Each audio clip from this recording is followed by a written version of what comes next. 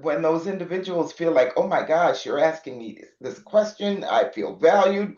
What? This has never happened before. Not only that, but you keep checking to see if I'm still feeling the same way. And it might be, in your a half an hour scheduled meeting routinely once or twice, once every 2 weeks or once a week. And you would be surprised at how that little time, how much volume of productivity that little dedicated time can actually transfer into, because it makes people feel bigger and stronger and better than they are. Welcome to the Perpetual Growth Podcast with Zach Palmer, the show where we explore the strategies, insights, and stories that empower you to grow your business, strengthen your relationships, and elevate your health. Because growth isn't just about what you achieve, it's about who you become along the way. Today's guest is Paula Pingel, an absolute powerhouse in strategic business growth and operational leadership. With over 3 decades of global experience across startups, nonprofits, healthcare, tech, and beyond, Paula brings a rare combination of strategic foresight and deeply human leadership. If you're building a company that needs more than just surface level strategy, if you're after sustainable growth, purpose-driven leadership, and real operational excellence, this is your episode. Paula, welcome to the Perpetual Growth Podcast. Oh, thank you very much, Zach. I am very happy to be here. And Well, thanks for that great introduction. I was wondering who that was. Oh, you're very welcome, my dear. I love the humility.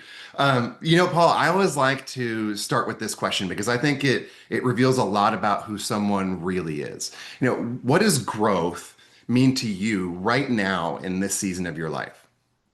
Oh my gosh, that's a great question, because to me, there's so many different aspects of it. There's Hmm. growth relative to the business that I'm doing and how I'm helping my clients. But then there's also a lot of personal growth that Hmm. to me is just never ending and just keeps going. And they kind of intertwine. They're related. Hmm. So the more that I grow personally, the better I am to assist my clients Hmm. in their growth of their company.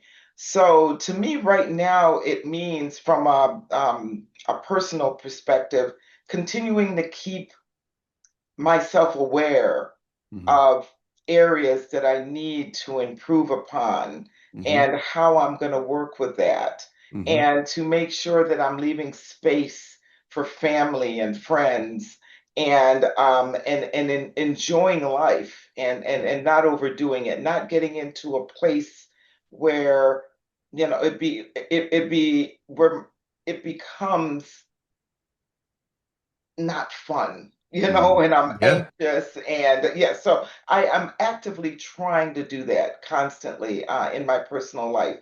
And from a business growth or professional growth perspective, I learn something every day. Hmm. The clients that I'm helping are very innovative. They are just incredible geniuses, and Hmm. they just blow me away each day with the technology that they come up with, and our path forward to getting them to market is just an incredible path of growth. And Hmm. so to me, I'm growing every day, just learning from not only them, but the innovation and the industry in general, and then using that to pretty much, continuously improve. Hmm. No, I wholeheartedly agree. Yeah, I mean, with multiple things that you said, it's when we talk about growth, particularly in business, I think a lot of people, particularly the younger they are, can get more myopic. We focus on, because I mean, I know I did, I broke every rule in the book. It was like the hustle culture, work 60, 80, 120 hours a week, go, go, go, achieve, achieve, achieve. And at some point you look back and go, what am I doing all this for? And if you don't have those boundaries that you put in place for yourself, it's really easy to let life slip by and you neglect all these other components because life is not just business. It is the quality of our health and the energy that we're able to bring to the workplace. It's the quality of our intimate, interpersonal parenting, all of our relationships. And if we're not constantly mindful of that balance, it's really easy to become disintegrated And I think that's where a lot of dis-ease and lack of fulfillment comes from is focusing too much in one area. And it's that whole wheel of life. We got to have balance. Um, and I love You're what you said too absolutely about, right.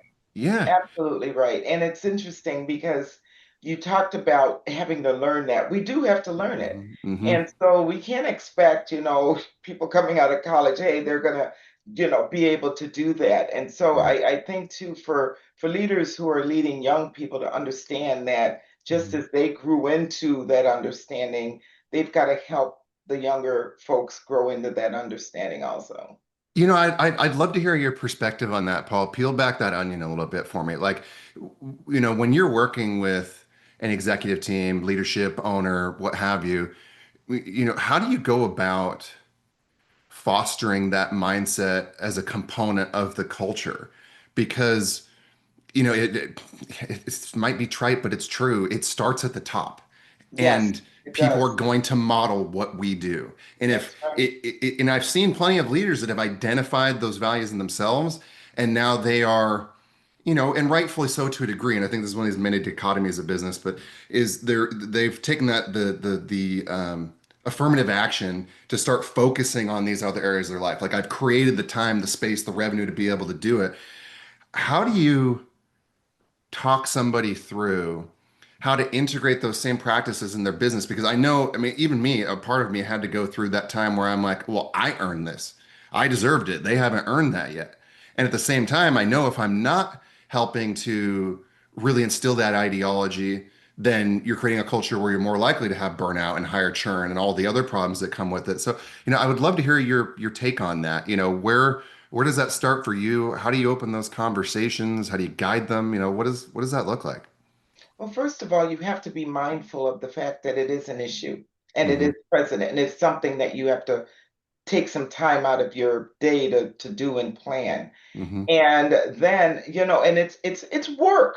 I am not gonna lie, it's work. But it is work that is rewarding because if done well, you get a productive force that feels valued and it just keeps giving and giving and giving. If you Hmm. don't do it, then you find yourself in the opposite, right? Where, you have disgruntled individuals who are ghosting you and just leaving and not telling you why. So there's no learning there. So Hmm. first and foremost, I tell my clients, you've got to be very much aware that it is something that needs your attention, and it's going to be different than if you're someone who is the head of a larger organization. It might be different for each sub organization that you have, and Hmm. then within that organization, it's going to be different for each team. And Yeah. first and foremost, finding out at the individual level, what does that individual value? Why Hmm. are they truly there? Hmm. What do they believe they're going to get out of it? Hmm. And align that with giving them the jobs that that's going to align with that, giving them the task that's going to align with that. Because if you're not, you're not feeding into why they came there to begin with. So, Hmm. and then constantly checking to make sure that that is being fulfilled. Hmm. And you'll find that you're able to diversify your team task and work in a way that is going to be rewarding to not only them but the business. But it takes effort and time. And when those individuals feel like, oh my gosh, you're asking me this question, I feel valued. What? This has never happened before. Not only that, but you keep checking to see if I'm still feeling the same way. And it might be, in your a half an hour scheduled meeting routinely once or twice, once every 2 weeks or once a week. And you would be surprised at how that little time, how much volume of productivity that little dedicated time can actually transfer into, because it makes people feel bigger and stronger and better than they are. I Yeah, cannot 100%. emphasize that enough. I wholeheartedly agree. I love that philosophy. I mean, the reality is everyone as humans on some level, whether they want to admit it or not, wants to feel seen. They want to feel Yes, heard. They want to feel worthy, and ensuring that people have a ensuring you're creating an environment where that communication is normal. I think first and foremost is paramount in success as a whole. Um, but also the regularity and consistency within those conversations, like you said, and that's got to start at the top because it's got to move to every leader and every manager within the organization, which becomes so very important. And also, you mentioned alignment too. Like it's interesting because oftentimes we get hired for a role or you hire for somebody for a role. And over the course of time, you start to identify different skill sets. You start to identify different things that they would also like to pursue. And if we're not helping that person, that individual, to stretch to the edge of their comfort zone, and I like to say the edge of the comfort zone, I mean, just at or just outside of, Exactly. that's where real growth happens because Yes. now that you're literally becoming a facilitator and helping them to become better, more effective, more efficient, learn and develop new skills, new habits, I mean, whatever it is, it's going to help them move forward. So that combination of things that you just mentioned is so important. What I'm also curious about is how might those conversations change? Are they any different if you are speaking to a startup versus a large organization? Because where my mind goes is a startup, you know, oftentimes it's going to require, and I think most people are aware of this if they're entrepreneurial or been in business for a while, is going to require more time and energy and wearing a multitude of hats until you acquire the resources to put people in their lanes and start creating more of that freedom. Whereas if you have an established business that has a lot of the necessary infrastructure built and the revenue coming in to support it, it seems maybe to a degree easier to start facilitating some of those kind of things. So, how do you, is there a difference between a startup and a larger organization? When do those conversations start? I'd love to hear your perspectives on, if or how those environments are different. You'd be surprised at how the opposite of what you just said is true, in that startups are coming on board and with, there's very little learned behavior that you have to unlearn, right? So Hmm. Hmm. you're Hmm. starting with this fresh outlook, and individuals are eager to do well and do it better, and they're like a sponge, and so they're learning something new instead of trying to unlearn something and replace it with something else, which to me is a lot more difficult. Hmm. So the getting that startup in that mentality up front and structuring their organization in a way that is going to be conducive to that. So if Hmm. they're as they're operationalizing their organization and their processes, it's, let's put these as a routine thing that you concentrate and focus on. And so then it becomes easier as they drop in the, key leaders in those spots. This is the way we're going to run this business. This is the way we're going to run this business. And it's known from the beginning and kind of integrated into who you are as a company at the base of everything Hmm. that you're doing. Where Hmm. the larger company, and some, companies they do it well. And Hmm. some companies are like, we need a lot of help. We're not doing it well. But Hmm. it becomes very difficult to shift those paradigms, Hmm. in larger companies, where it's like, no, you're losing people, or you're not as productive, your revenue is not as strong because of this, and therefore let's, back up and try to integrate some of those things that are going to be helpful. And some people will be, very pliable and flexible and, yeah, let's do this. And other people is, that's not the way we do it here. And, and that's not the way I know. And it only takes a couple of those to pretty much kind of stagnate the process. Is it Hmm. impossible? No.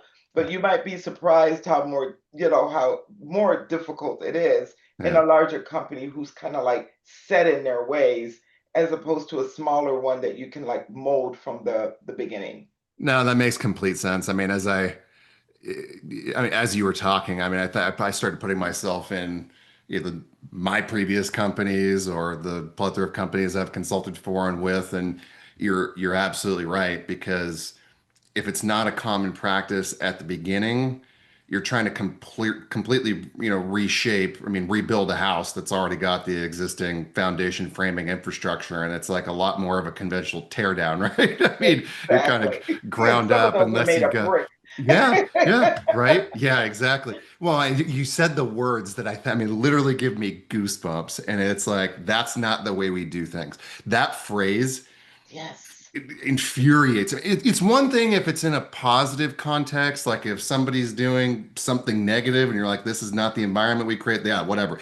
But more often than not, it's using the context that we're discussing where it's like, this is the way we've always done it. Well, yes, things change. And if yeah, we're not willing to pivot and adapt and, skate where the puck is going, then we're going to have a really big problem. I mean, flexibility in business, I think, is ultimately a cornerstone to success because rigidity will just absolutely crush you. exactly. We have to be Exactly. mindful and aware. Um, I'm really curious, like with I mean, you have such a unique background. I mean, international business, startup to large organizations. I would love to hear a couple takeaways, maybe on either end of the spectrum or even in between, that, what are some things that you might tell the audience? If somebody's in a startup phase right now, what are some of the most critical factors that you believe people need to be, what maybe actually more importantly, probably what are the questions that they need to be asking to be setting themselves up for success? I firmly believe that the quality of our questions ultimately, determines the quality of our life's direction. Better questions, better answers, better outcomes. So, are there particular questions that people should be asking at the startup phase, maybe at a mid-growth stage in a large business as to how do we reset these things? Large business, I know my brain goes like one of the most often overlooked and I think undervalued components of a really finely tuned big business is an HR infrastructure. And a Mhm, lot of people look at it as like a must have, like a need to have versus a must have. mhm. Like they're not really um, objectively seeing what the value is that some of these things can provide. So are there certain questions that our listeners should be asking based on their stage of business that will help them to evaluate and determine, what they're doing well, what they're not, and what they should be focusing on next? Yes, for the startup. I mean, some of the questions are, basic. You open any business book and they're right there, such as, what problem are you solving? Hmm. Hmm. Who's your target audience? Who are you trying to compete against? So those typical ones. Hmm. How much do you want to grow within the first 1 to 5 years, and that will have them thinking about just their ability to do so, right? Is it feasible? So these Hmm. are all questions that get at, do I have a differentiated Hmm. solution? Hmm. Is it feasible for me to deliver it when I think I can deliver it? Hmm. But one of the things that small companies don't ask themselves, in my opinion, often enough, is what am I not good at? And Yeah. as they come in and they're brilliant about whatever technology or whatever it is that they're building, and then figure, oh, that brilliance is going to spread to my ability to take this product to market. And when they find out very quickly that no, that's a whole different setup, that's a whole different ball game. And Hmm. so where do I have gaps, and how do I fill it? So Yeah. initially, because you don't have that much money, it might be filled by advisors, it might be filled by various individuals in the industry. It might be filled by people that you hold dear, that are experts in that field. Books and Hmm. podcasts and Yeah. all these different things that you could get to just give you an idea as to the gap that you have that you need to fill. And Yeah. then as you get, the either the grant or that VC that says, I'm interested and here's my money, then you can start filling in those areas where you're going to need help, and then be strong enough to transfer that accountability. Hmm. uh and first and foremost, be get the help too, to make sure you're identifying the right person, right? Because if you don't know what you don't know, and so Yeah. you could hire someone that sounds like they know everything until they get in there and they know nothing. Yeah. So it's also getting help to interview and understand what are the credentials that this person should be bringing to the table.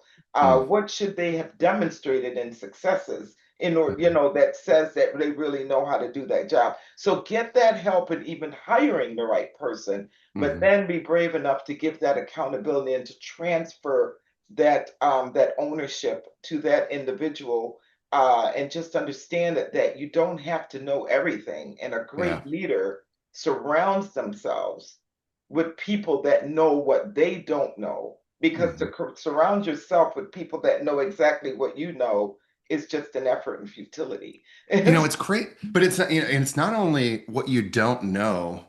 I mean, the reality is, if you had somebody that's absolutely brilliant, and they can learn anything and everything, they're still the bottleneck because there's only so many hours in a day. Even if you can do the marketing effectively, even if you Exactly. can run That's the a good sales point. practices, even Yes, if you can do the fulfillment, like very good you are point. only one person. You're speaking to me on such a high level because when I got my start in business over 20 years ago, I took over a family business, 19, extremely in debt. I had no idea what I was getting into. I had no formal business education, schooling, anything. And I made the first cardinal mistake that you discussed. It was like, I'm like, okay, how do I build a great business? I become the expert in this area. The reality is, I can be an expert, I can be an artist, I can be an incredible skilled producer, but if you don't know how to run a business effectively, it doesn't matter. I mean that the old saying, build it and they will come, does Um, not apply to business right. unless you get some kind of real home run thing that people are super excited about.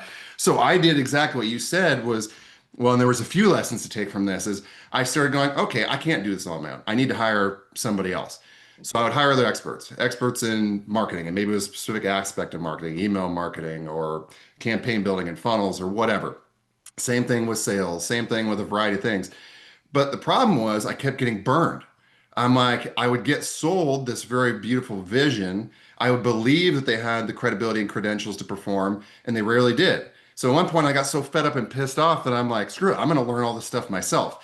And I was wise in that. I had the foresight to realize that I wasn't learning it so I could learn how to do it myself and do it. I was learning it so I had enough knowledge that To I would be hire able to exactly. hire the right people and Yes. hold them accountable Mhm, through mhm. the process. And then to your point too, the hardest thing is turning over the reins and having Exactly. the trust and starting to manage and lead them like a team, which, it's one thing to be a leader of people. It's another thing. How can I separate this in the most appropriate way? It's one thing to have the team. It's another thing to build a leadership team. That's right. And that leadership team, you're going to have different conversations with your leadership team than you are company wide. And Yes. it becomes so important to be able to differentiate the who, what, when, where, and how in those conversations so that you can become more effective in those processes. So, I mean, I love everything that you said, and I really love that you emphasized too the importance of hiring the right people and getting the right help because it can cost you exponentially more Yes. It to bring, can. and I asked me how I know, to bring on the wrong people. Right? So, Yes. what about the other end of the spectrum? Because, I mean, you read my mind. We got to have the right product. We have to identify the right problem. We have to have a really strong value proposition. It's got to be things that people want. We have to be able to identify who the target audience is, build the team, know our strengths, know our weaknesses. When a lot of those things are established, where do the questions change? How do they evolve? If we're starting to look at a company that's more established, that has a consistent flow of revenue, that's, let's say, in the example, in the process of scaling, what changes? Where does your focus shift as you start to work with those leaders? It's again going to be the typical when you're scaling, that you can open a business book and say, okay, you know, if my revenue was is changing, if I find that it's getting less and less instead of growing. Hmm. Where's that leaking point? And Hmm. so being able to have a system in place, like a CRM, where you could literally understand exactly what's going on, how the product is doing in the market. Is the price competitive? What are customers thinking about it? And having that constant continuous feedback and understanding how the market is shifting and shift with it is what I find that a lot of companies that are scaling tend to be a little bit less um, apt to do. Mm, They have the data, they're being driven by the data, but they're not necessarily driven by the market as it's changing in that field. So, for mm. instance, I will give just this one example because I think it's very pertinent to today, That's which perfect. is just AI, for instance, right? Yes. So it's if you are in the market, if you are selling a service, it behooves you to understand how AI is going to change that service offering. And Hmm. so whether or not you are AI savvy or you need to go hire someone, you need to understand because if you don't, you could pretty much find yourself just uh revenue one day and none the next because someone Hmm. else, Hmm. AI or technology is just eating your lunch and you didn't see it coming. And Hmm. I can speak about this from experience because I was in Eastman Kodak for a very long time and I was there when it was the best and I was there when we started falling. Yeah. And so those are lessons learned for a lot of us that you never want to learn because it was Hmm. learned the hard way because now they're but a shell of what they used to be. And that was very much not recognizing the market shifts, Hmm. believing that you have all the power as the market leader, and therefore no one's going to take that space because you're so big to find out that they did, and then you're too big to turn around very quickly. So you're Hmm. not even agile enough to turn around very quickly. So that was a major lesson learned there in just that scaling. But one of the things that you said that I think is also very important is that HR factor. Hmm. That a lot of people either do it, put it in place to check a box, Right. Hmm. and don't pay enough attention to it because I have seen it cause so much liability, unforeseen liability in a company that could have been avoided, Yep. that I completely agree with you that a lot more effort needs to be made around how that really works and how you integrate it. Hmm. Long gone, unfortunately, are the days of HR for the employees versus HR for leadership, Hmm. right? So Hmm. you get an HR individual in and you've got to sit there and wonder while you're talking to them, are you truly interested in solving my problem or checking the box of the leadership and or squashing this so that it doesn't cause any more problems? And it's unfortunate when people have to consider those two because Hmm. you shouldn't have to. And Yeah. I would love it if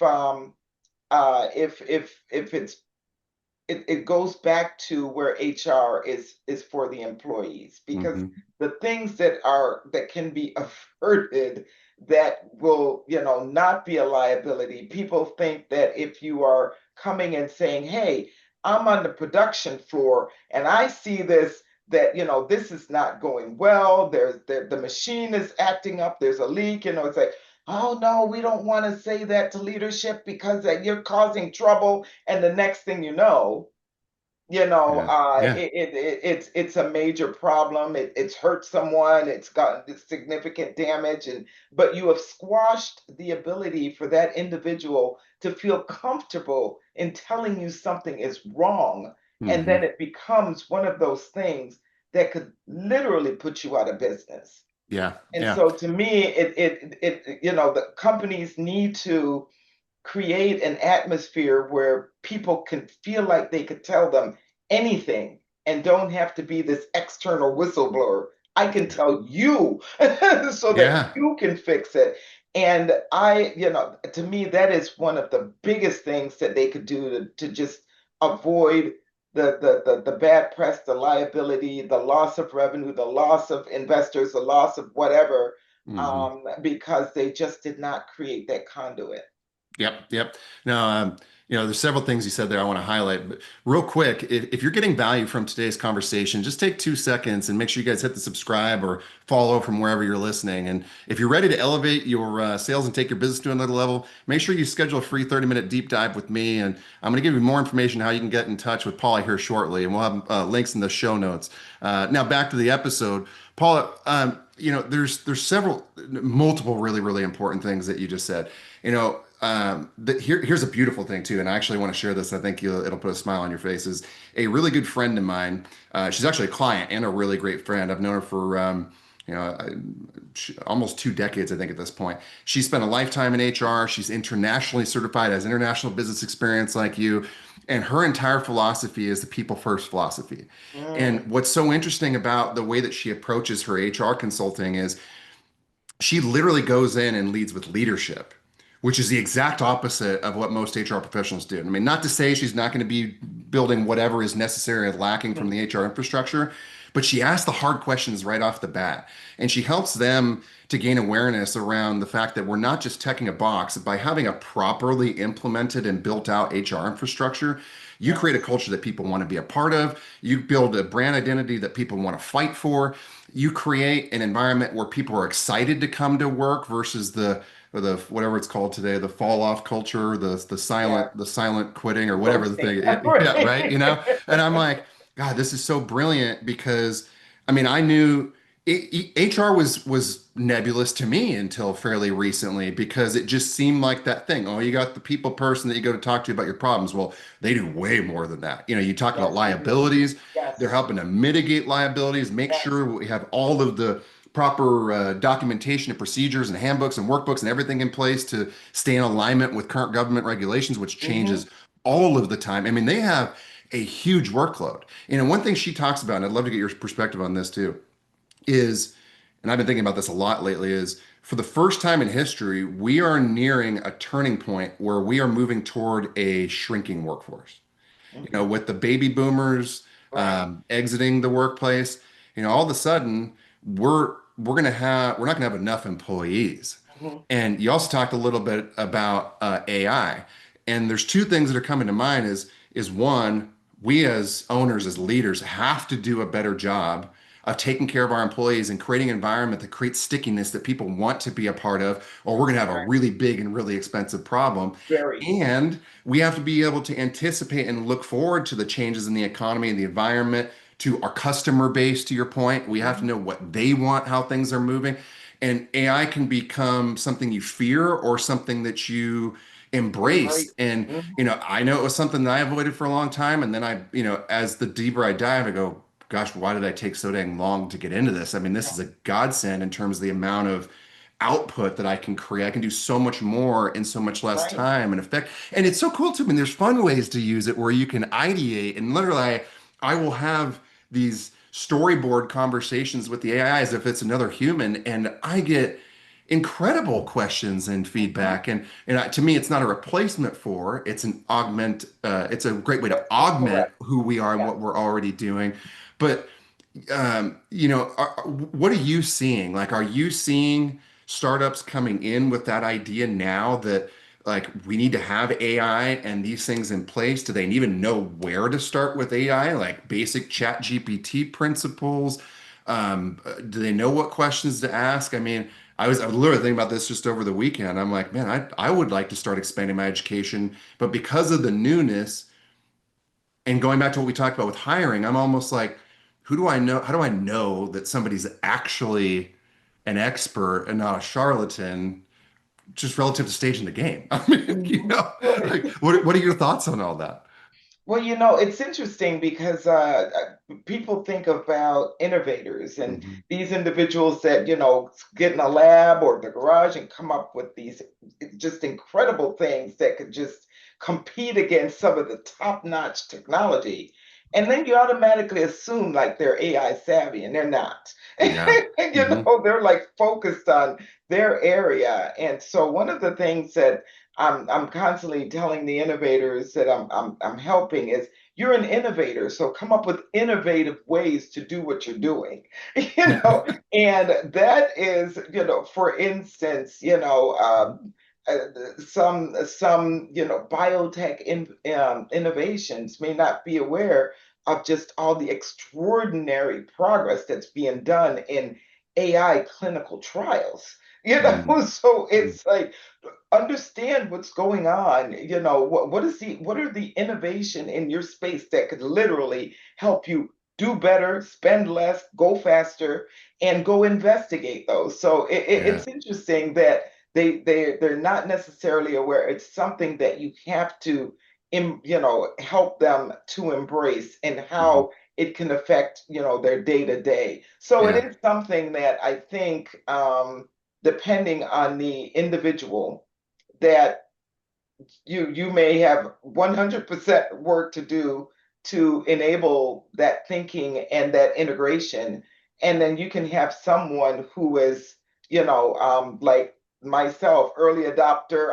I'm like you. I'm fascinated with AI. I think it's incredible, and Mhm. I do believe it's going to augment. It's not going to replace a lot, especially initially, all right? Mhm. But it Mhm. is because you're still going to need that assistance. And Mhm. so individuals, I would recommend that's going into school and coming out of school, need to come out with some AI expertise. If you're Yeah. going to be a surgeon, you better know robotics, Yeah. because by the time Yeah. you graduate, it will be a thing, Yeah. And so, yeah, it is.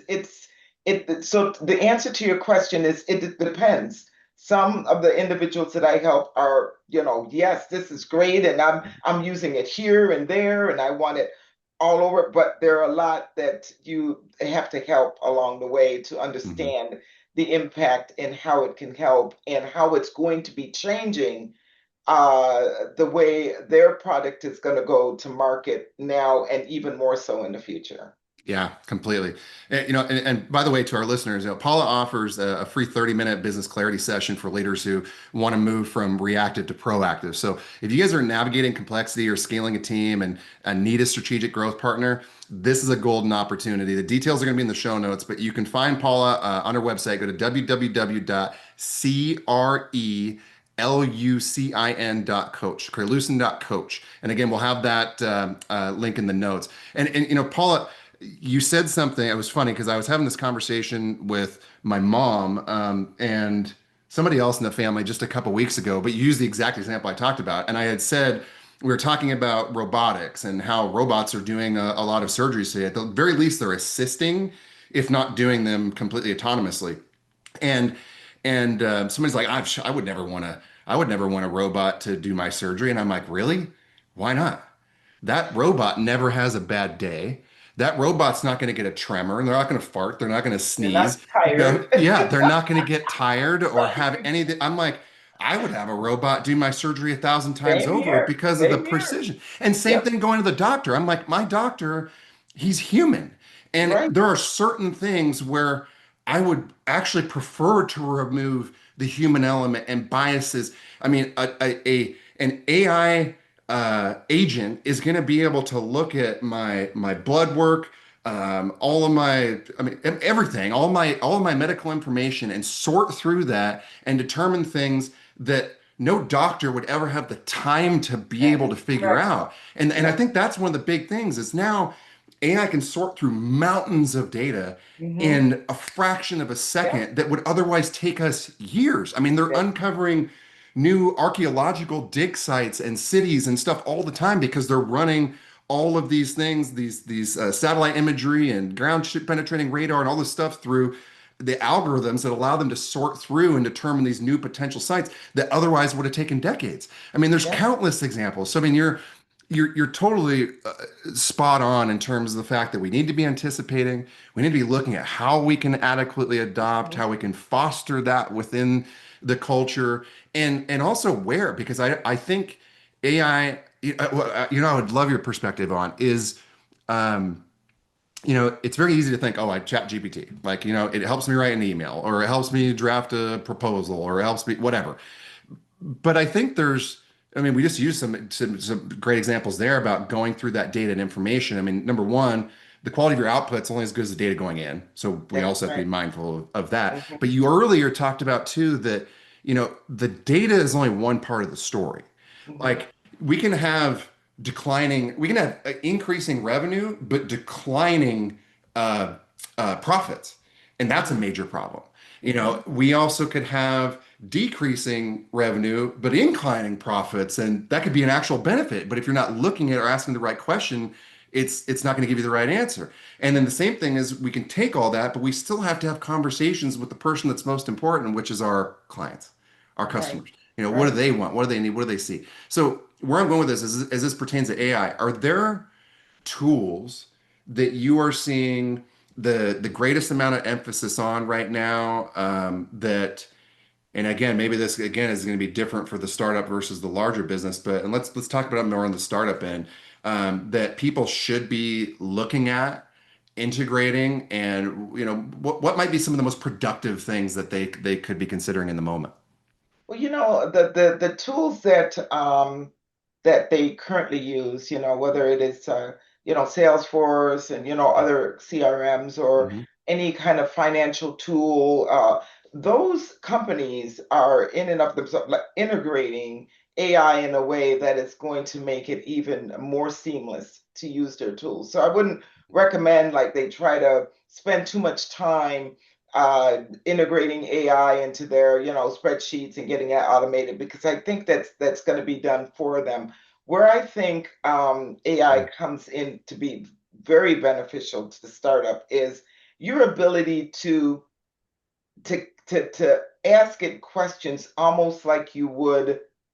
um, almost like a psychiatrist would ask, right? Hmm. So, and the reason I say it that way is because um, you can ask, okay, say I decide to put this product at this price, you know, oh, knowing what you know about my product, who am I competing with?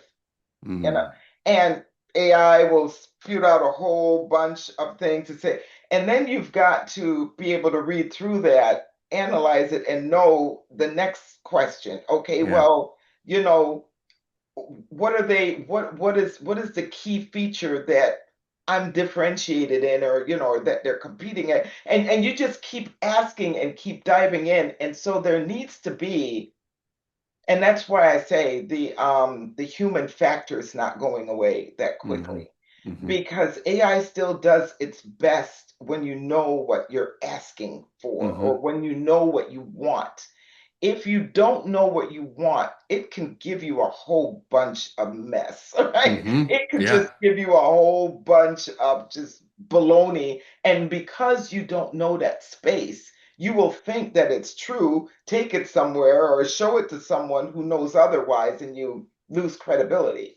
Yeah. So I think being able to understand that it's not that one-off question, but in a small business, just keep digging and going down. And you can literally get a significant analysis Yeah. from AI, just asking it questions and even treating it. I recommend people bring it in a brainstorming session. Yep. You Hmm. know how Hmm. we brainstorm among each other, right? Yeah. We just have a cross-functional team where you say, okay, here's the starting point and here's the strategy where and you can have it, by listening in and then you get to a point where you ask it a question or are we on the right path or what didn't we consider and is there something else that we're missing and to me utilizing it in that way is still very much in its infancy because people don't think that it can operate that way and it can. Oh, it can. Oh yeah, I Hmm. mean Hmm. there are people bringing it into like